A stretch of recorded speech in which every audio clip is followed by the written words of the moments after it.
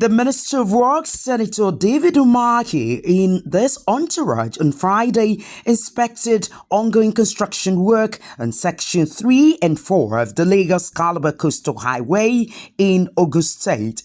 The inspection formed a part of the federal government's efforts to track progress on one of President Bola Ahmed Tinubu's legacy infrastructure projects. During the visit, UMAHI expresses satisfaction with the pace and quality of the work on the two sections. The minister, however, assures Nigerians that the federal government will continue to provide the necessary support to ensure timely completion of the project.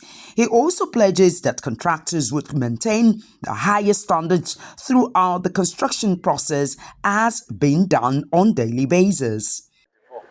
This is 2026, we're under 2 years, okay? And then we are telling you 47 kilometers by 6 lanes are completed. And we're telling you that section 2, which is 55 kilometers by 6 lanes, will be there by November. And then we go to section 3, which is 75 kilometers, ongoing in Calabar and Akwa Ibom. That project is ongoing for 3 years. So we have not done 1 year on that project.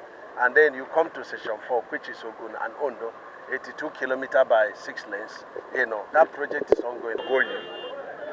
And with God on our side, very soon, sooner than later, a lot will be achieved.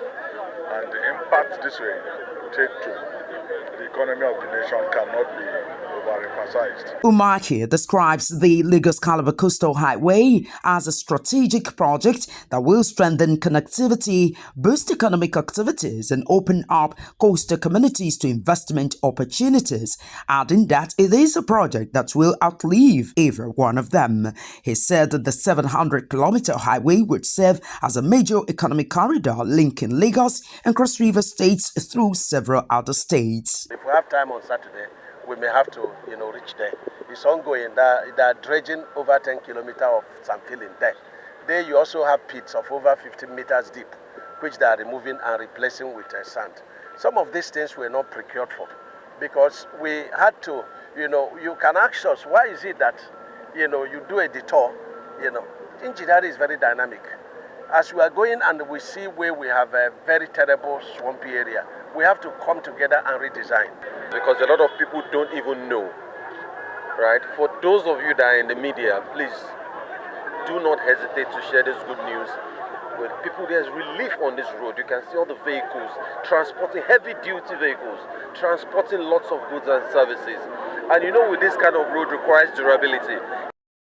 The minister, while addressing concerns over water retention in some parts of the corridor, explains that engineers made provisions for the fatal rail component of the project and said authorities had already put measures in place to improve drainage and protect the integrity of the highway. He further reaffirms the commitment of the Tinubu administration to completing the coastal highway and other legacy road projects across the country, while noting that the government will continue to invest in critical infrastructure that will drive economic growth and improve transportation in Nigeria. As these construction advances on Section 3 and 4 in Ogun State, the federal government says it remains focused on delivering a project expected to transform transportation, facilitate trade, and unlock economic opportunities along Nigeria's coastal corridor. Adenike Ajiboye, Super Screen News.